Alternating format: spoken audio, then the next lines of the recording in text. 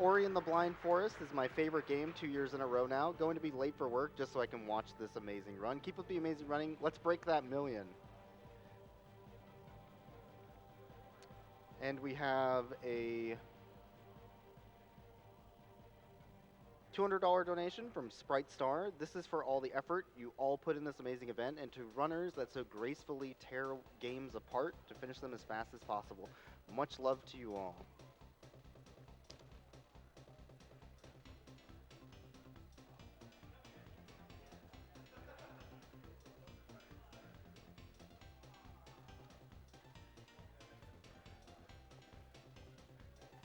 And we have a $25.25 anonymous donation that says shoutouts to Ori and Umi. Great game and great people running it.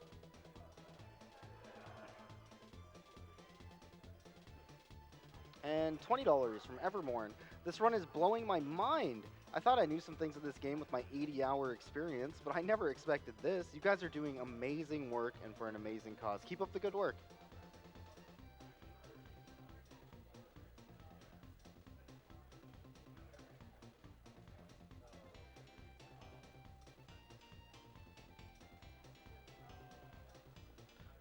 $100 from Meldon. Ori is one of my favorite games ever. Let's go ahead and put this one to the runner's choice.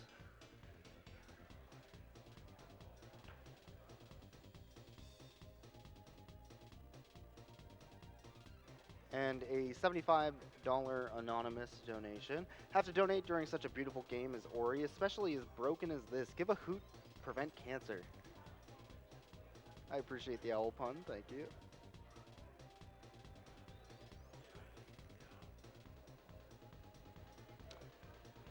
And a $25 donation from Frole. Oh my god, this Ori run is absolutely insane. It's beyond crazy to watch.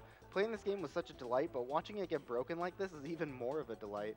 Thank you to all the runners for running all these fantastic games, and thank you to the people of AGDQ for organizing such an amazing event. The warmest of greetings from Sweden. P.S. and of course, kill the animals. It's a non-question.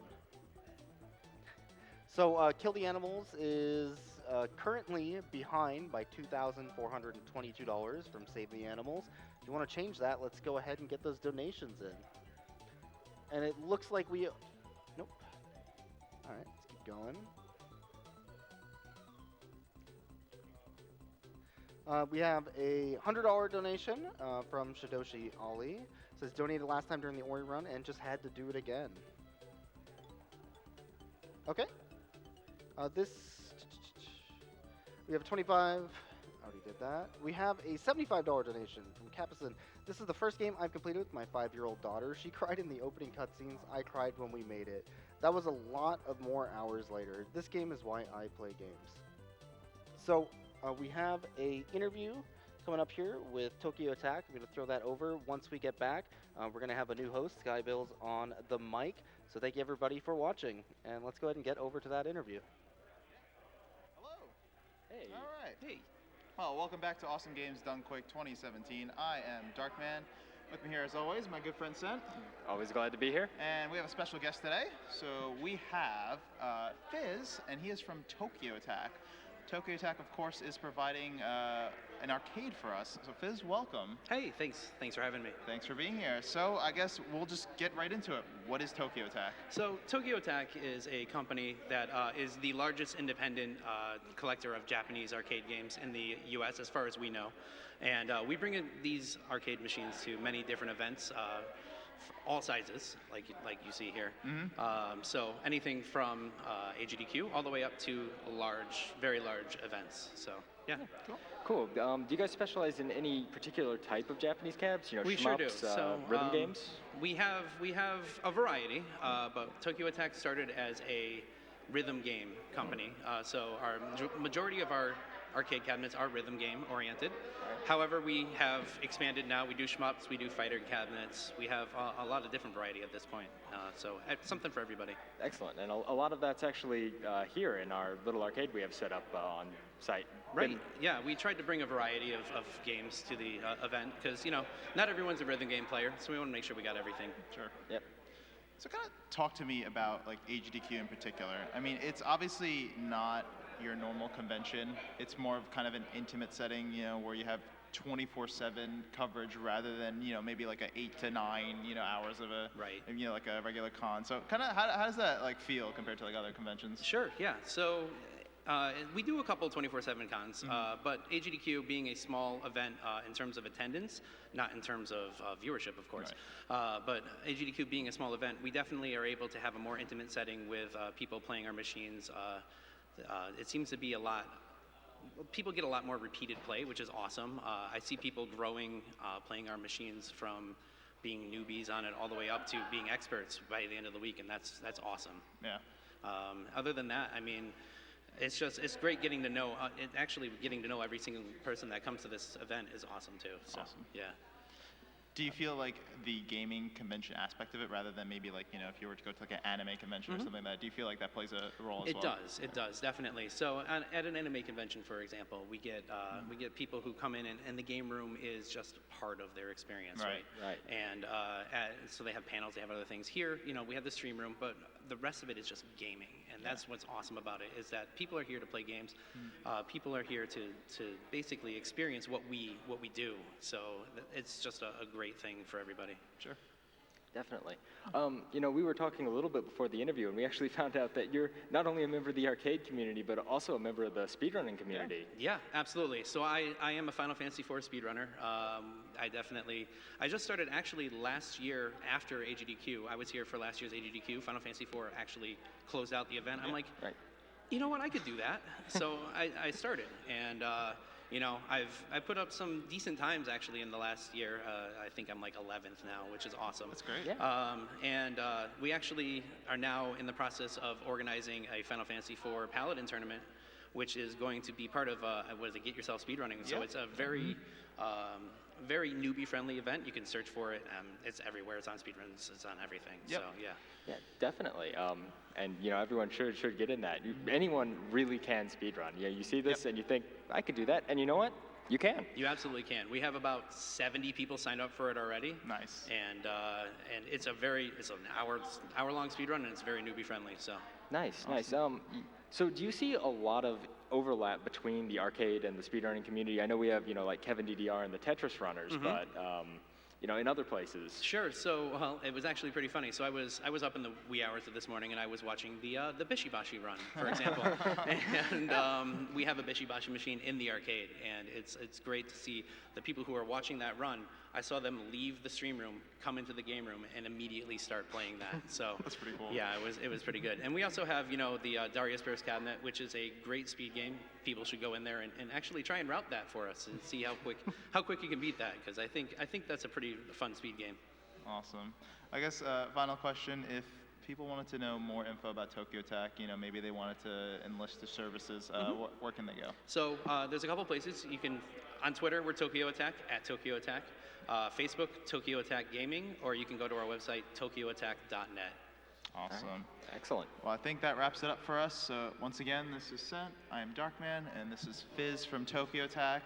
And coming up next, we're going to throw it off to the host, who's going to have a few important announcements.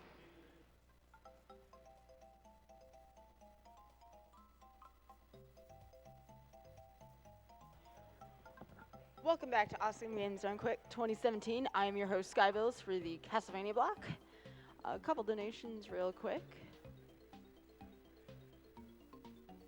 We have a $100 donation from Pylons, who says, Ori is one of my favorite games, and I just started speedrunning it a couple weeks ago. Personal PV of 56:32, so I got a long way to go. So glad I got to see this Ori run. Glitch runs like this are my favorite to watch, and Sigma is such a great player to show this off. Shout out to BC Jumpman, who I believe is at AGDQ, donating $100 to Sigma's Choice.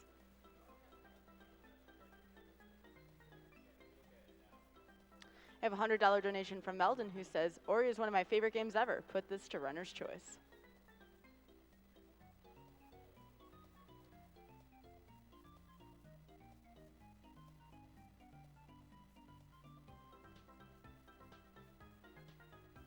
I have a $50 donation from Derek, who says, you are awesome people. I love you all. Please never stop helping people. The best event of the year.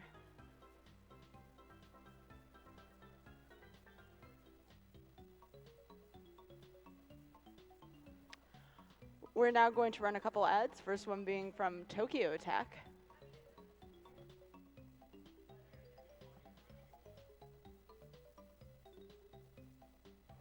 Tokyo Attack specializes in bringing rare Japanese import games to conventions and events all across the country, featuring titles such as U-Beat, Super Table Flip, Tashigo no Tatsujin, and much, much more. They host America's largest collection of independently owned import arcade cabinets.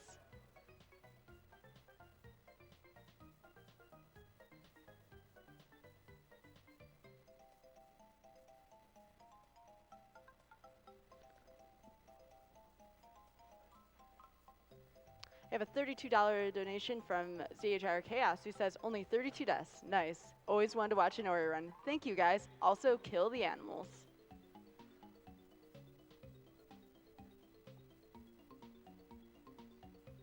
$100 donation from Anonymous. Everyone involved in this event is amazing and a testament to how great the gaming community is. Love you all.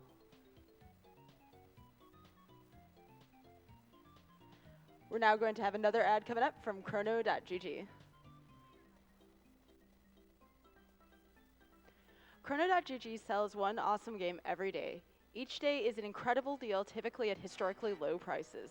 They partner directly with game developers so that you know exactly where your keys are coming from. Proceeds from GDQ featured titles will benefit the Prevent Cancer Foundation. Check it out at chrono.gg/AGDQ.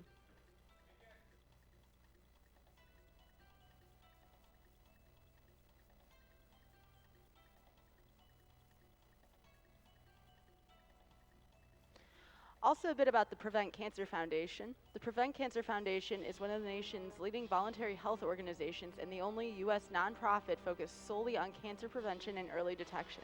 Founded in 1985, it has catapulted cancer prevention to prominence and fulfills its mission through research, education, outreach, and advocacy across the country. For more information, please visit preventcancer.org.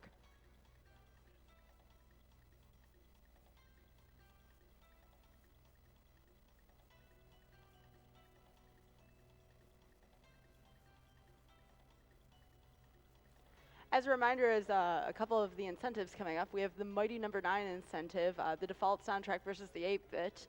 Please get those in. Default soundtrack is quite behind, so if you want to hear the default soundtrack, be sure to get those donations in. We have met the incentive for Maniac difficulty. That's awesome. We also have Play the Raid DLC. If you want to see that, please get those donations in as well. We have a $100 donation from Anonymous who says, hey guys, thanks for this great event. I couldn't wait to donate during this awesome game. Ori is one of the most beautiful and amazing games I've ever seen, and it's from Austria. Greetings from Austria. P.S. Donation goes to Runner's Choice.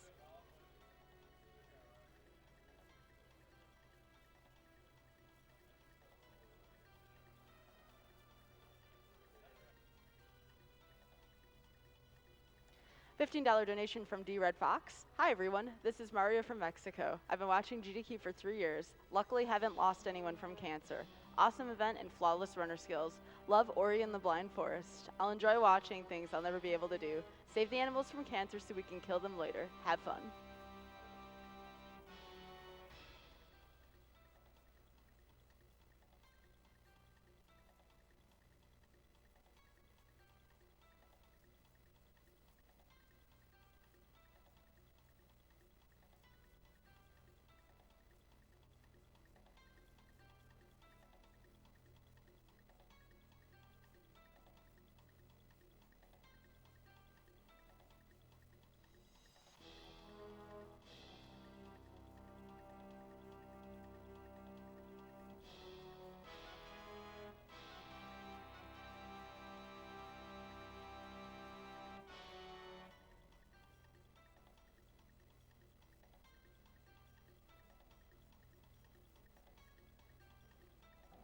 So a little bit about the Yeti, one of our sponsors.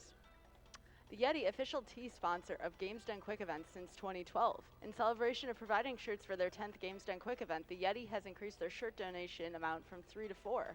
With each $11 shirt sold from the AGDQ collection, the Yeti will donate $4 towards Prevent Cancer Foundation. Shirts are available during AGDQ until January 15th at midnight CST. Visit theyeti.com/AGDQ and get your shirts today. And with that, I believe we are ready for Castlevania Soten. Everybody please give a round of applause for MechaRichter and his couch. Good luck, guys. I'm pumped. Richter's pumped. We're all pumped. All right, if we're ready to go, I'll get right into this.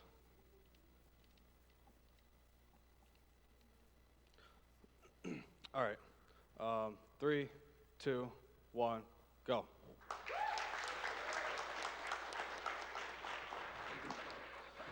All right, I won't have a whole lot of opportunity to talk during this run because it's a pretty stressful run throughout the entire thing. So Satori over here will be doing most of the talking for me. Yeah, Richter is a very technical character. There are a lot of complicated inputs you have to put in, and the game is rather stingy with some of the inputs. What you'll see a lot of is air slashing, which is up then quarter circle forward. And there's a lot of funny nuances when you want to chain them in the air. Yeah, the game has problems recognizing inputs a lot. So if you just see me like randomly doing a whip and it doesn't look like it was intentional, it probably wasn't. So hopefully you won't see that too much. All right, this is, as we know, this is the all bosses category. So first we do Slogger and Gaibon, and good backup strat there. I'm gonna grab this health here. It actually doesn't cost any time because when I get to a clock room, anytime before 2 minutes, it's gonna be close. It opens and closes every other minute. So as long as I get there before 2 minutes, I'll be all right.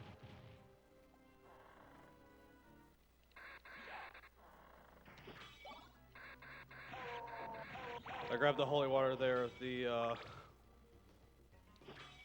the most OP weapon in this game for Richter, for sure. Yeah, Hydro Storm's really good. Made it right in time, nice. I think I'm gonna pick up extra health pickups along the way, because they do increase your max HP just by a little bit, but it could be just enough to, you know, save me in some very scary situations. Yeah, otherwise Richter's defense is next to none. Yeah. Yeah, he is literally a glass cannon. Like, he's really, really strong, but he's also really weak.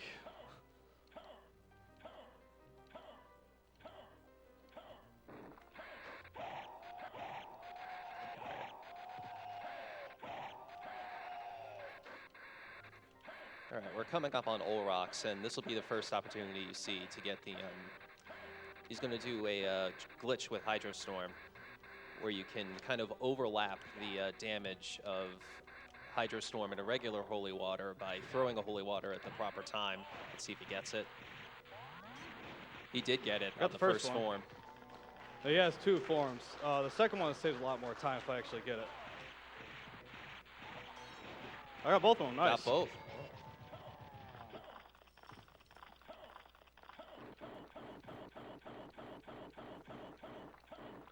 This is his way of knocking on the door.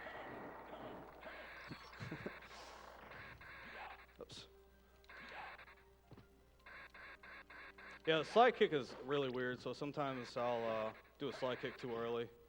Just down and jump and like to constantly do the slide. And then slide kick is the same exact thing, but you do it faster.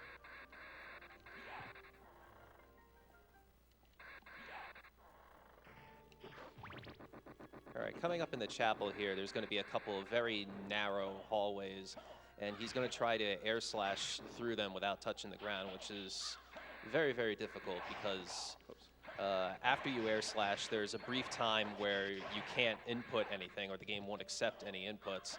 So in order to, so it's very difficult to keep air slashing without landing and not losing too much height. Nice, got that Is one that too. another one? Nice. Yep. I'll go ahead and grab this one. Doesn't cost too much time to grab it. One thing with air slashing that does help is you do have a brief amount of time where you can actually jump out of an air slash, so you can gain a little bit of extra height. Yeah, you can buffer like almost everything in this game. So I'm actually doing the air slash input and then a jump and like finishing with the attack. It's really cool that it actually works like that. And I don't know if you notice or not, but sometimes I'll do like a backflip, like out of a slide kick into an air slash. That's actually, the timing on that is pretty precise. That one too. Nice. Nice Karasu man kill. I like this one because the holy water actually carries over into the next room and destroys those candles.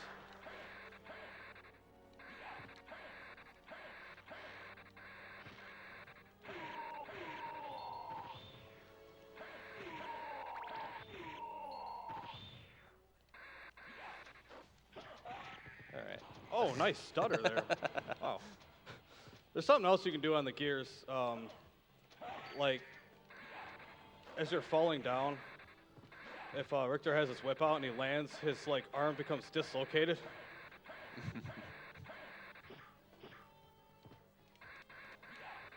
All right. I'm keeping the holy water. It's actually a little bit faster to get the dagger, but I used that last time, so I'm just switching it up a little bit, and it's actually much safer to keep the holy water because some of the boss battles are pretty scary otherwise.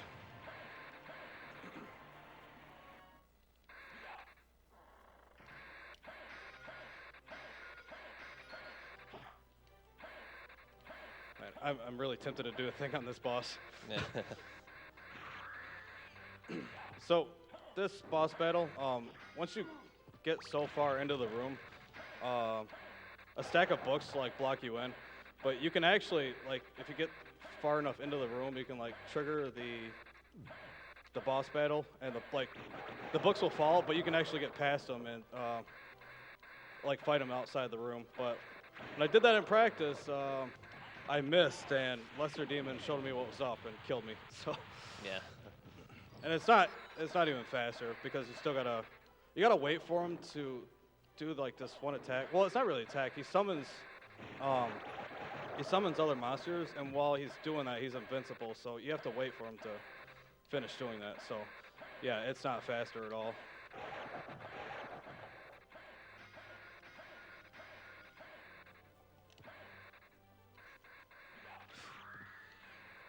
There's that random slide kick I was telling you about.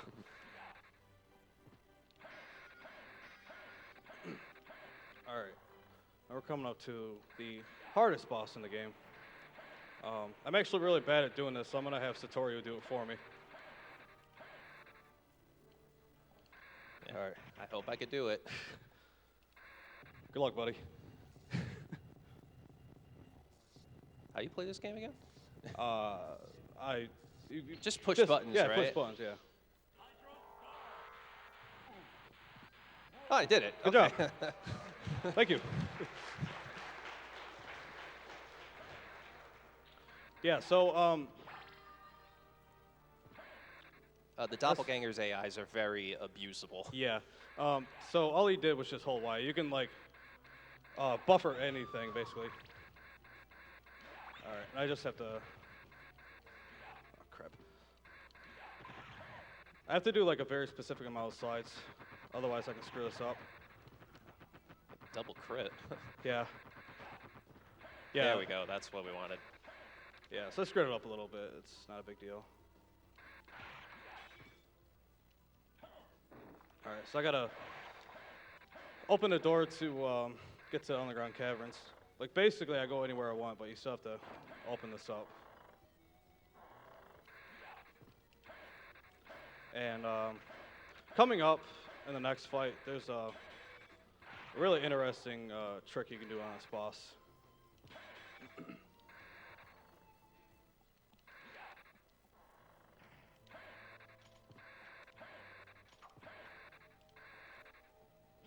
So basically what I'm going to do is like wait to a certain point before I attack the boss, and it's very important I do that. Otherwise, I can get stuck in soft lock. Also, Scylla Rim, it's misspelled. Yeah. Okay, Might be it. that should be it. All right. And that door Nice. kind of doesn't spawn properly, so it just pushes you into the room below. So it's just a quicker escape. Yeah, so the reason why I had to wait is when the water is rising, if it's, oh, he's not playing today. All right. Oh. Something really bad can happen with toads if you, I don't know what causes it. If you like leave them alive, they get angry and their hitboxes go really, really far off the screen. Anyways, the Scylla fight. I have to let the water rise and then fall back down. If I don't do that, there's a door when I get back inbounds that's permanently closed and I can't get out.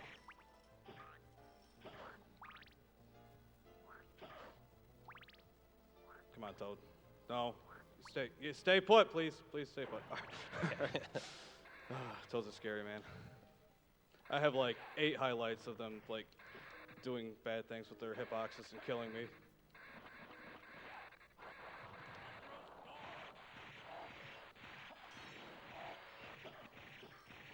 All right, so I missed one. That's still really good. Yeah. There's one more I can do. Well, actually 2 more. Our next 2 bosses. You're not supposed to be able to slide off the platforms, but certain pixels you can, and the very edge you can too.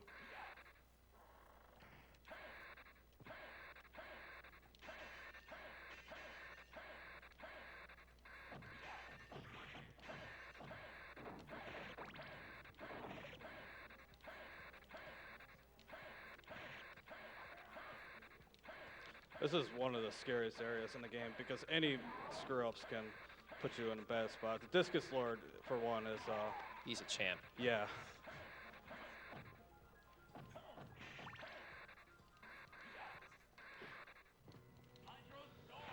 There's Grand Falloon. Goodbye, Grand Falloon. Okay. Yeah, like I said, Holy Water is a little broken in this. Just a little bit.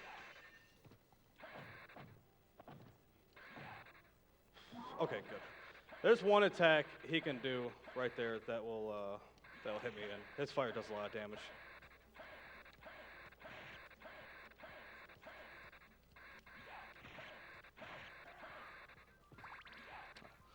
That happens sometimes. You get clipped on a wall.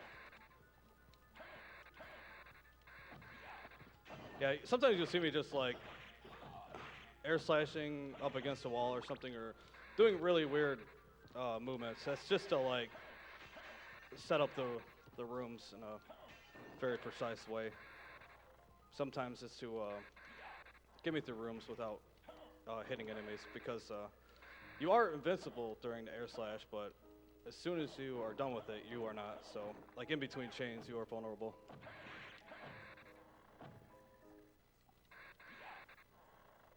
All right, we're about to enter the second castle here. When I go into the second castle, like to make up for, Richter not being able to level up or get stronger or anything, they just give him like double attack. All right, I grabbed like 30 hearts there. You didn't see it because I just slid through it. All right, so like I said, you can buffer inputs. You can also buffer an uppercut through this transition. Wild Mouse, another Richter runner, he actually figured that out.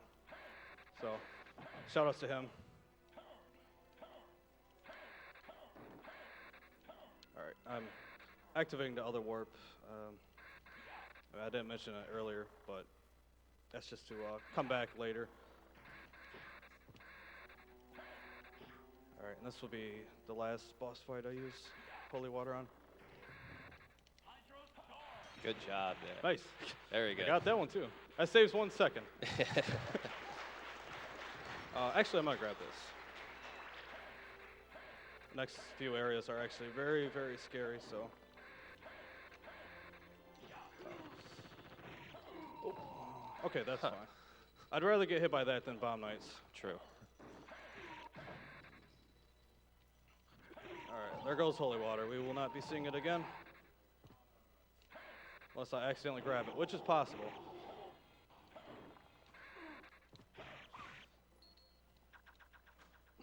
Yeah, inverted castle gets super scary. Yeah. I was hoping I could avoid this, but I am actually going to save because the next area, if I screw it up, it's very, very likely I will die. Well, with the health I got right now, anything in this particular area will kill me. And one of the enemies are random, like where they jump at, so I can be in a bad spot if I screw something up. Those stone skulls, I might have enough max HP to survive one hit, but that's about it. They pack a punch.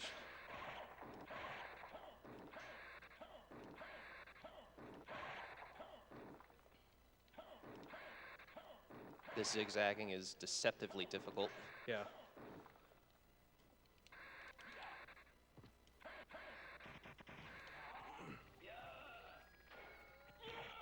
That's creature. You tried, man. Good try. Good, buddy. Good job, buddy.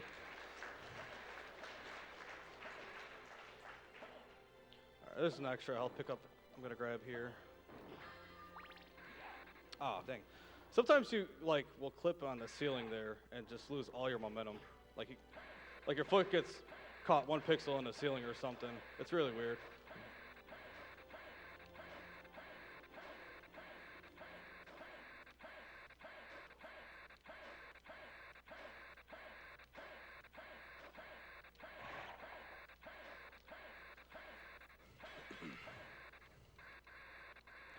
All right, we're gonna be coming up soon to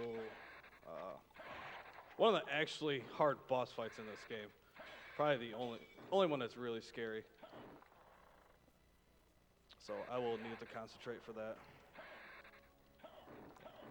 Yeah, Doppelganger 40, you can manipulate his AI a bit, much like Doppelganger 10, but he has a lot more tricks. So if you're a little off, he can really bring the pain on you.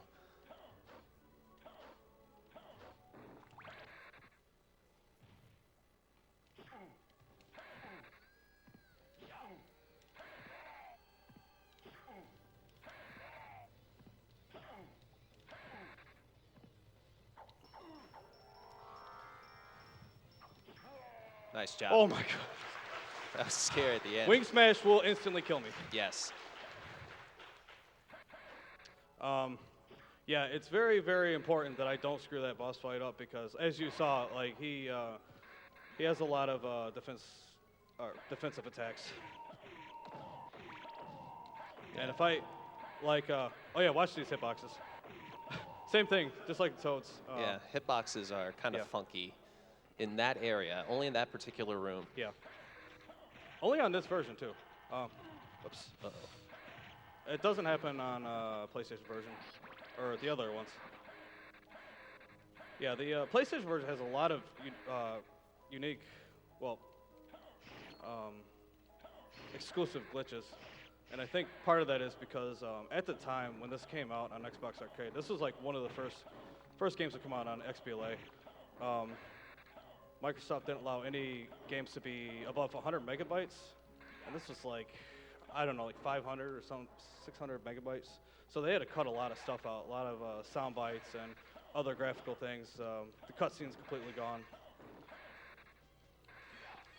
Oh, okay, I'm gonna take the safe. The witches do a lot of damage. My favorite room, the bowling room.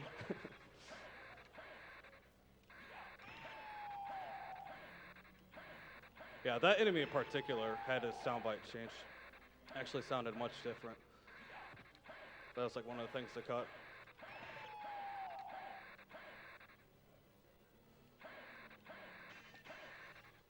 All right, we're gonna About to fight our good buddy Galamoth. He loves to rock out. Gonna rock out.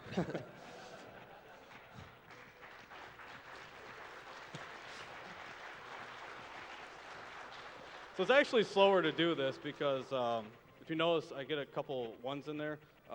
His weak point is his head, so when he's rocking back and forth, sometimes it's hitting his shoulders.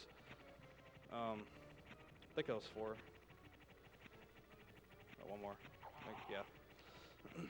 So ideally, you actually want him to be facing the other way, because he'll randomly do this attack where he like tries to shoot lightning bolts at you, and you're like standing in his hitbox, so you get a lot more hits on his head.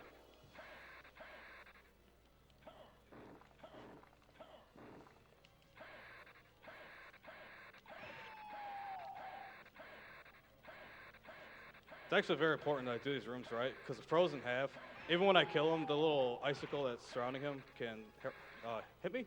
I'm gonna reset this room. Yeah, frozen halves are very scary. If they get a move off. Yeah, it does a lot of damage.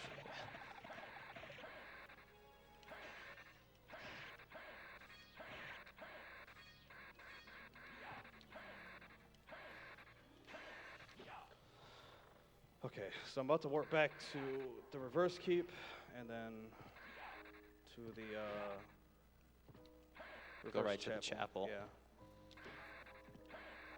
Yeah, the names of some of these areas are actually named incorrectly. For example, like Alrox's lair and the reverse castle is Deathwing's lair. yeah, Deathwing's lair, but I mean he's not there, so it's really weird they did that.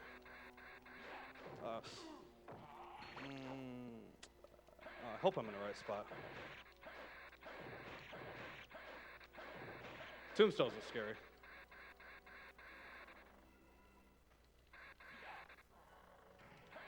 So are these guys.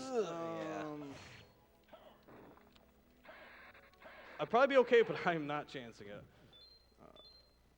I'll just save. Yeah, sometimes when you're sliding through these rooms, you shouldn't like get hit by anything, but on very rare occasions, as I call it, a because Soten moment, I can slide into the balloon pods, take damage, and if that happens, well, let's just say we don't want to see that.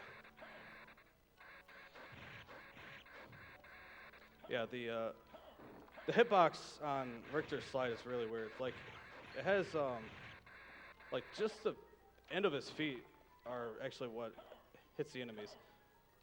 The rest of it, or part of it, is what can damage Richter. So when I'm, like, in a particular spot during the slide, I can get hit, and that's no good.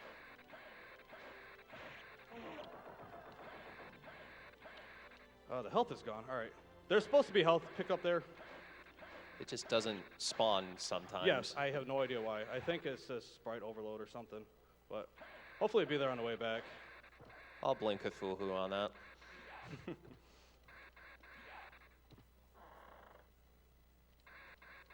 All right, another difficult boss fight.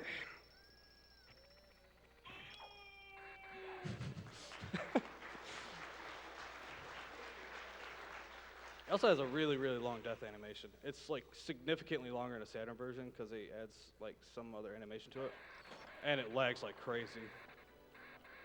Oops.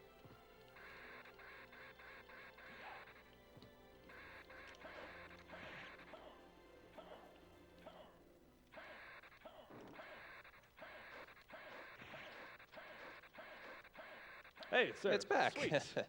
Welcome back, old friend.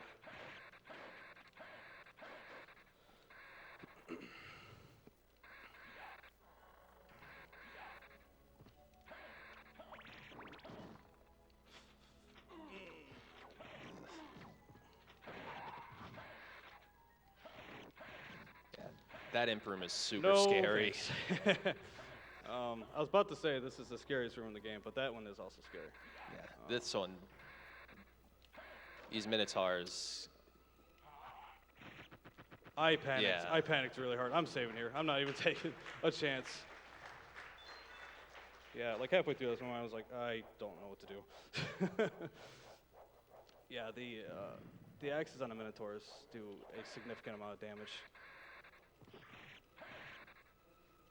I'll probably do the fancy trick on the way back since I saved right there. But it's very, very, very easy to screw up.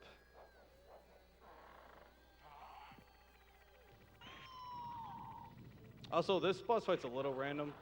Grant can throw daggers down at you, and if he throws down more than 2, then you're in trouble. Okay, well, I missed it, but I didn't die. So, what's supposed to happen is I air slash through him. You can do that on the way there too, but I panicked, so I didn't want to do it. I'm gonna reset this room. It's important I don't mess this up either. Okay.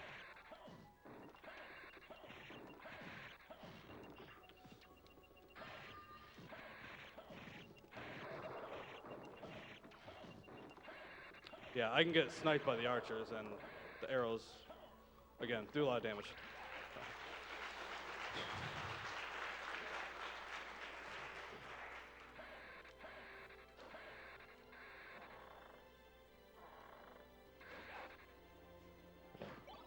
All right, this boss fight's pretty cool. I like doing this. It's actually a fast way to kill him too. So like you get like right underneath his feet, and then you do the item crash immediately, and then he gets hurt.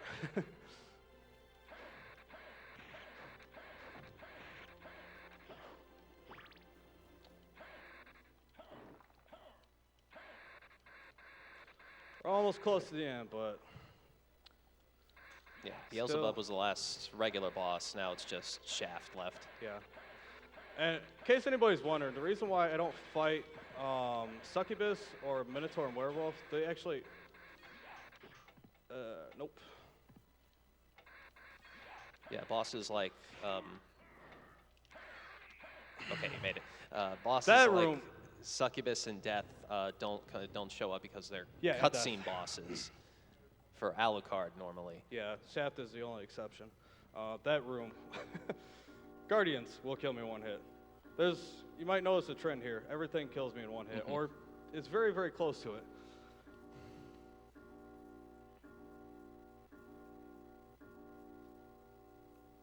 All right. Instead of waiting for those slabs to open, just drop to the room below, come back up, they're instantly open. Yeah, it's very, very slightly faster. Even like when they're open, there's still collision detection there till it's like halfway open or something. Mm-hmm. And time's coming up very, very soon. Time.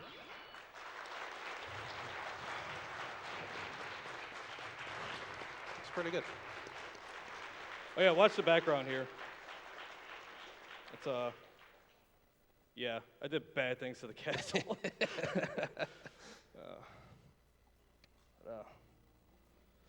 That's it. Thank you very much for watching. It was a relief to get through that in one piece for the most part. I want to thank Satori over here for commentating and Stockfolder over here for hanging out, moral support. He's done some great things to the game as well. Very, very great things. Well, in short, he basically found a way to beat the game, with Alucard in about 5 minutes. It requires some arbitrary code execution where you go into the menu, I don't remember exactly how you do it.